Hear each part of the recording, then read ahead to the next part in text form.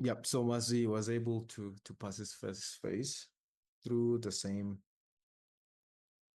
setups that we look at together.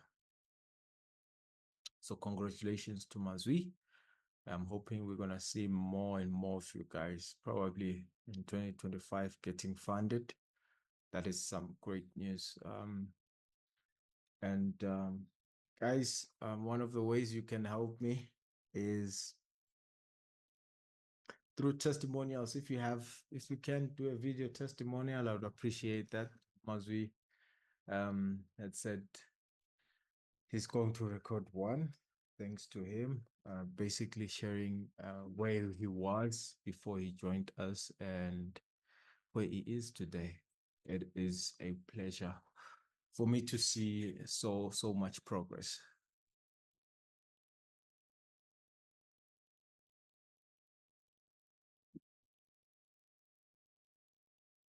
That is some great news indeed. Just give me a second. I have to set up my Bluetooth mouse.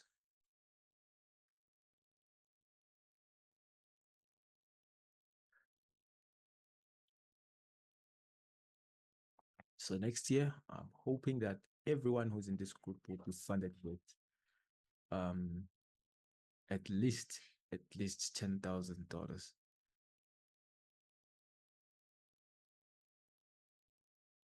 Prop firms are indeed an opportunity for us to raise capital. However, you need to be really disciplined. You need to set up some rules of your own besides the guidelines that they give you in terms of daily drawdowns, maximum drawdown, and the profit target. How I see people trading prop firms, or where I see people making mistakes with prop firms, is they treat it like a lottery ticket. Um, they just want to pass the evaluation phase, get funded, and get at least one payout.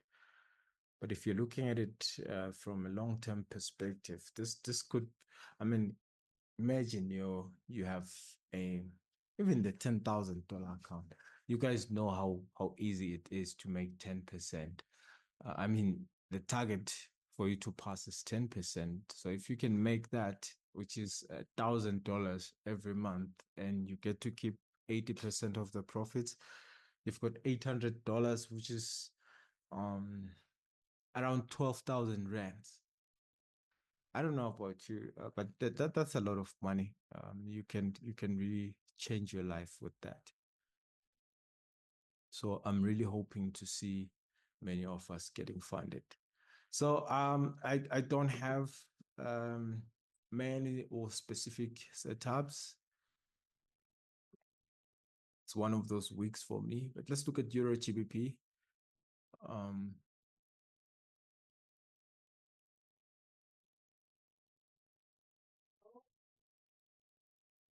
um, phew, there was a question from Kutala. What is required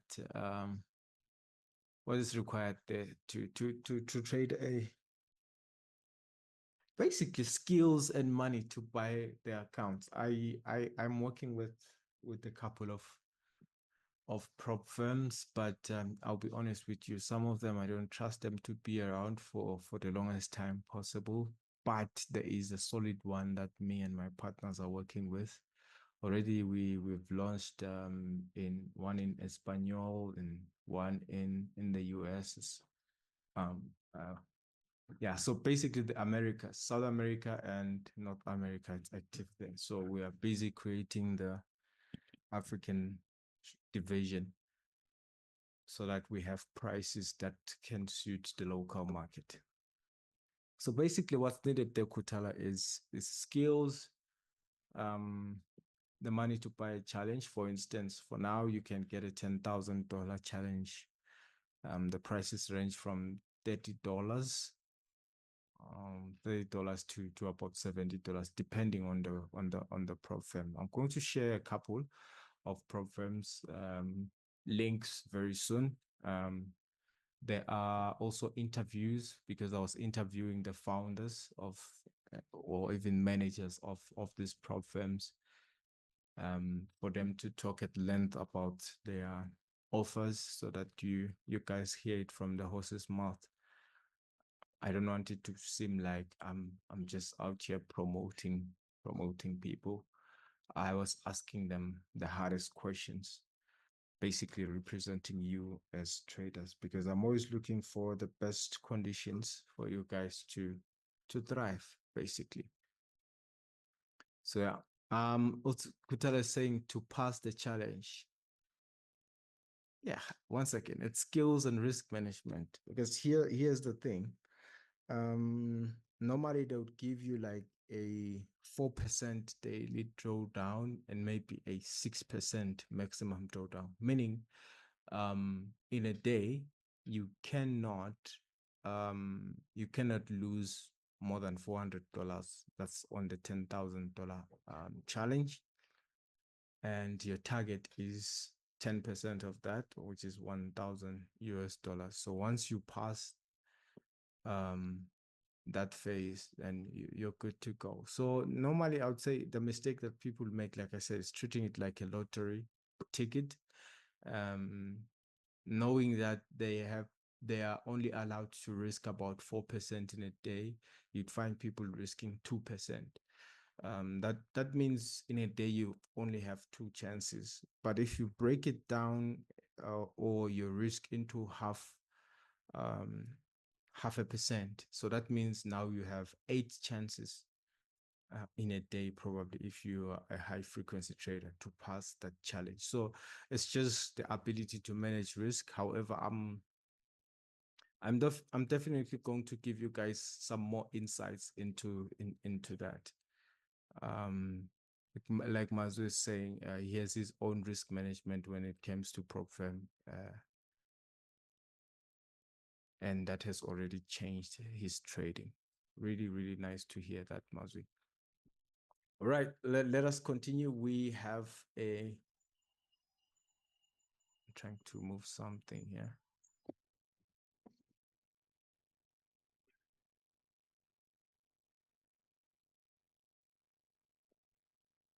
Okay, there we go. So Euro GBP, let's look at Euro GBP. We are bearish on a monthly. Let's look at a weekly time frame. Bearish as well. Remember, we focus on the current candlestick. Yeah, as you can see, opening price for this candle was here at 0.83500, and we're trading below that. So if we're trading below the opening price, we're bearish. If we're trading above it, we are bullish. Yeah. So let's check the daily time frame. Bearish as well. So this means we need to be looking for some selling opportunities. So there are two key areas here. There's this rally based drop and this area. So let's look within these two areas. Okay, step down to lower time frame. So we're gonna start with a 4-hour time frame. Pause.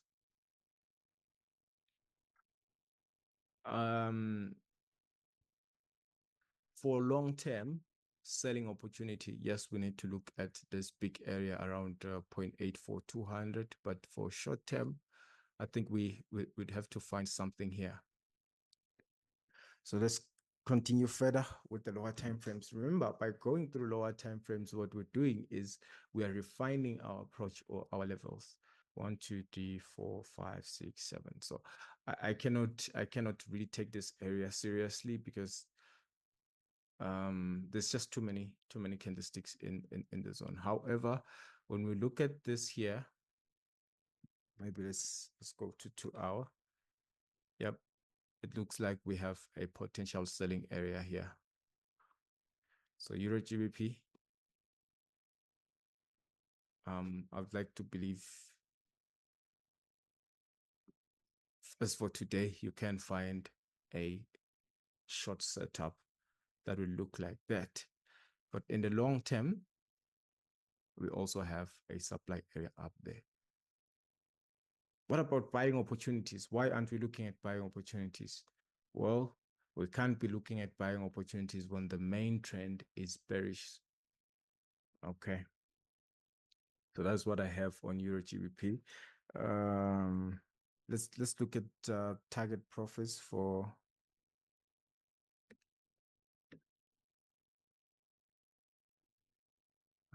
wow, trying to change the time frames. Yeah. Okay. In terms of target profit, um, I would target this area here. That is on the short term. Planning for this trade, stop losses slightly above this area and targets all the way down there. So depending on what is your minimum risk reward ratio, this looks like a very good setup. Okay. Um, there's a pair that we were looking at yesterday. That's GBP CHF.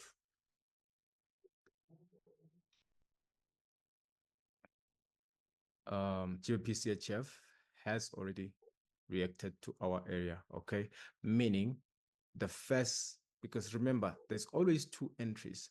Hence, I always say to some of you, do not panic once you see the first reaction, because that would be the aggressive entry. Remember, on the Real Forex Trader Bootcamp. So this would have been the aggressive entry. But let's look at how can we potentially take advantage of this again. So first entry was down here. Second entry.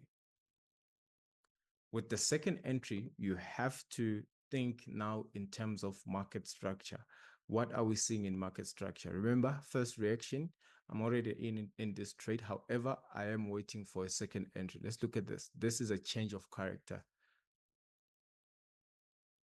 This was a downtrend, right? Lower low, lower high, lower low, lower high, lower low, lower high, lower low, right? We anticipated rather for the market to make a lower high and then continue with the lower lows. Yeah, but that is not what we saw.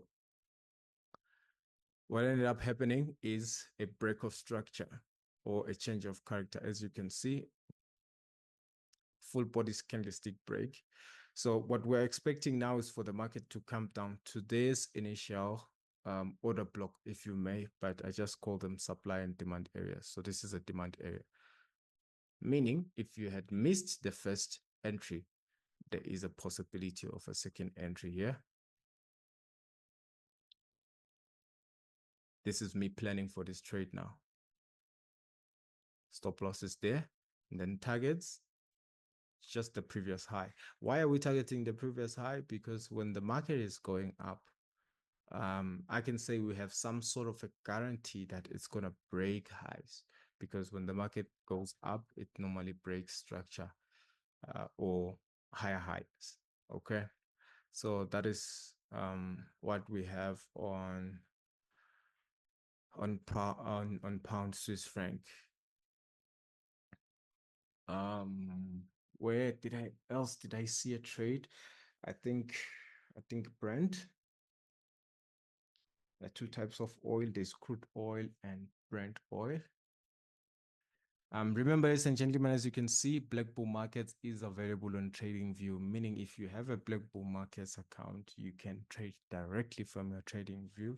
You don't need to be going from TradingView to MT4, MT5, even though Black Bull Market has those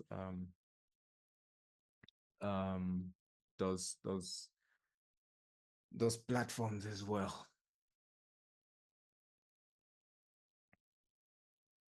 Right. I think there's a question from Kutala says, does price always come back the second time? I caught the aggressive entry and still holding.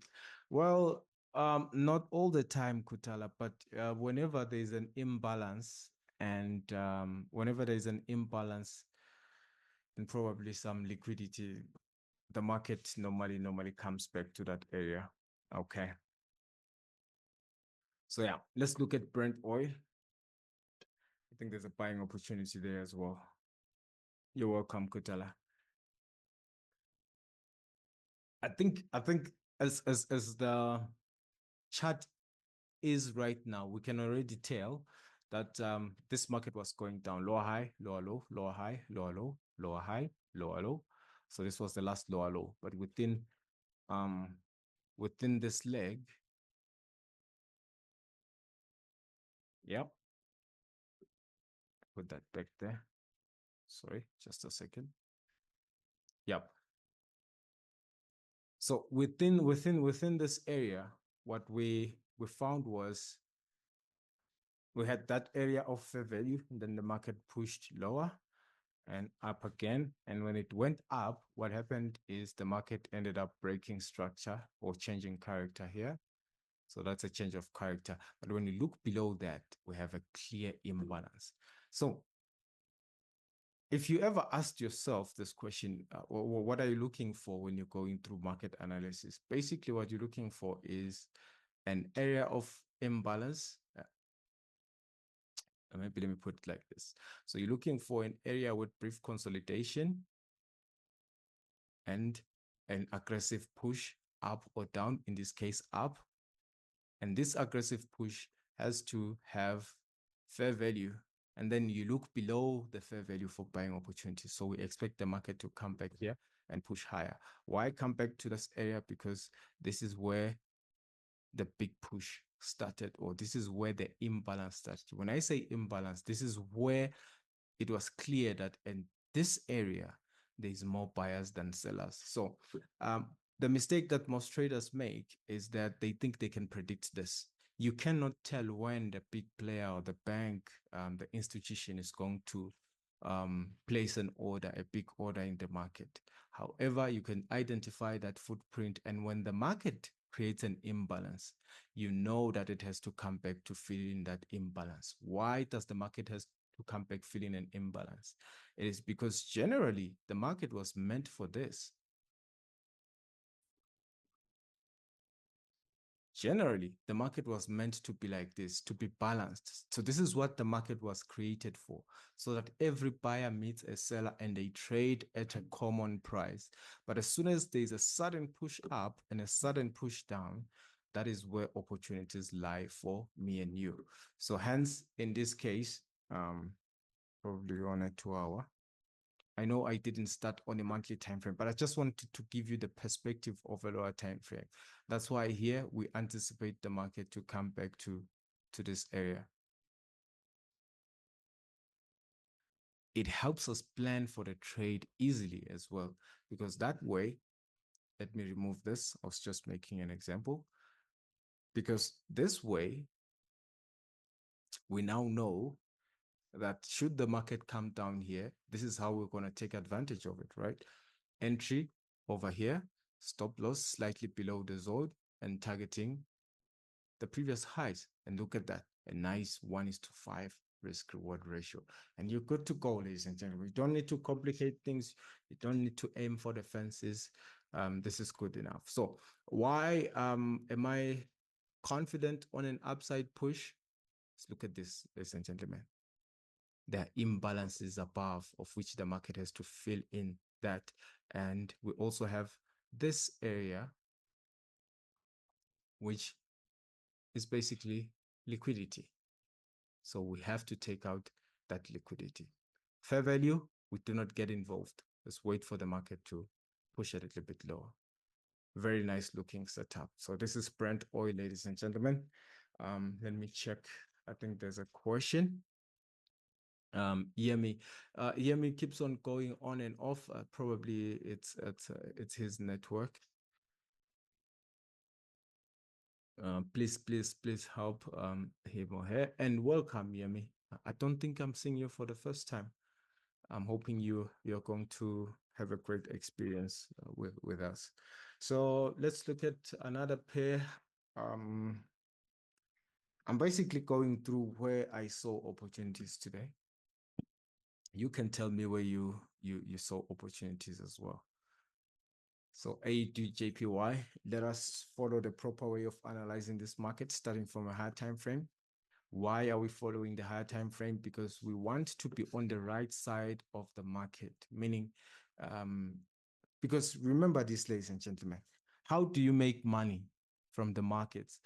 Some people just think you make money by your trade going from entry to target profit. Well, yeah, but really, what normally happens there is when you buy at this price, you want to buy at a price where it makes sense for other people to buy slightly higher than that. So the more people buy higher and higher and higher than that, the more price pushes up because it means there's demand, right? So hence we always want to buy at the lowest price because some here is gonna look at this and say, oh, a bullish flag. I need to buy at the breakout up here. And then price continues going up, right? And then the market does something like this. Oh, someone says, okay, there's a double bottom here, and then price continues going up. You see what I'm talking about, ladies and gentlemen? But remember where you entered as Kutala or Mazwi, you entered here. And when these people are buying, they're basically playing or supporting your trade idea. Hence, we want to be at the earliest stages of the trend. Yeah. Very well. Let us go to the weekly time frame. Remember, we just want to see the trend, a strong bullish candlestick. Okay. I think at this point you now understand that we need to be looking for buying opportunities. Perfect. Okay, we need to be looking for buying opportunities. Now, experience tells me that the opportunity is right in this area. Okay. With experience as well, yourself, you're going to realize that. Now, before we even drop to the 3-hour time frame, you can already tell, oh, that was a big push. Let's compare these candlesticks with this, with this, with this, with this. There's no candlestick that is as big as this. So this is how we identify the big players. Yeah. And you, like I said before, you cannot predict when maybe let me say HSBC or Citibank or JP Morgan is going to place an order like this, because sometimes these banks place orders on behalf of their clients. For instance, this is the Australian dollar against the Japanese yen. For instance, let me say Nissan, which is a Japanese car manufacturing company, wants to exchange their Australian dollars for Japanese yen. Okay, so the bank, Nissan is a client of HSBC, which is the bank. So there is no telling when HSBC is going to place that order on behalf of their client. But we can see their footprint and we will wait for price to come back and fill in the imbalance. Okay. So normally these big banks place big orders and they cannot be filled at the same time. So you might find that they wanted to place, let me say, 2 lots on a buy, only to find that 1 lot was filled and the market has to come back and fill in the other lot. Okay. I hope it makes sense in that manner. Let's drop down. Okay. We still see a huge imbalance. And there we are. There we are. We have an area that we can. Yes. So we're going to wait for AUD JPY to come back here. Then in terms of the upside target, obviously you can see we have that rally base drop, because you have to look at the opposite end. Exit points are very important as well. My mentor used to say this in a funny way to me. He used to say, trading is not like an intimate relationship with your girlfriend. You know when you're getting in, you know when you don't know when you're getting out. So with trading, you have to know when you're getting out. And I used to ask him, why would you go into a relationship with the intention of getting out? Never answered that. Unfortunately, he has since passed on. Hopefully, I can continue his legacy. I hope he's looking down upon us and he's happy with what he's seeing. I mean, your Mazwis are passing challenges through the information he shared with me. So I'm really grateful for that. So yeah, there we have it, AUD JPY. Anyone who has 1 or 2 trades, we have less than 8 minutes, or I can open Yeah, let me open for questions. Anyone who has a question? It could be about what we looked at today. It could be about something that you're experiencing during your trading. Let's talk about it. We have less than 8 minutes. I'm always tackling psychological and risk management issues for traders, even fund managers. My main job is that I'm a risk manager and a performance coach. So I'm able to look at your key performance indicators and determine where or extract key insights rather. With us as Frank 40 to look at, please, after questions, let's look at it now. So could tell us trades the French index.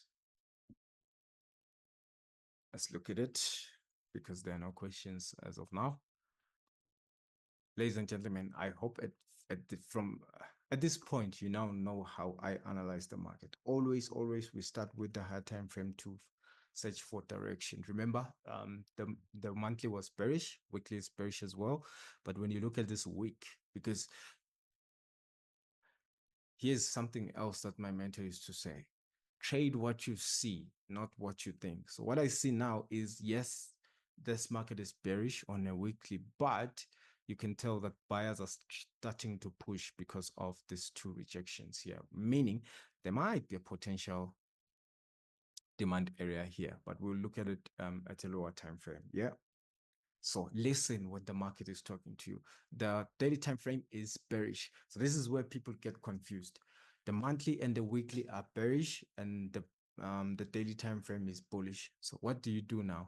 Always follow the higher time frame, right? And from here you can see, ladies and gentlemen, okay?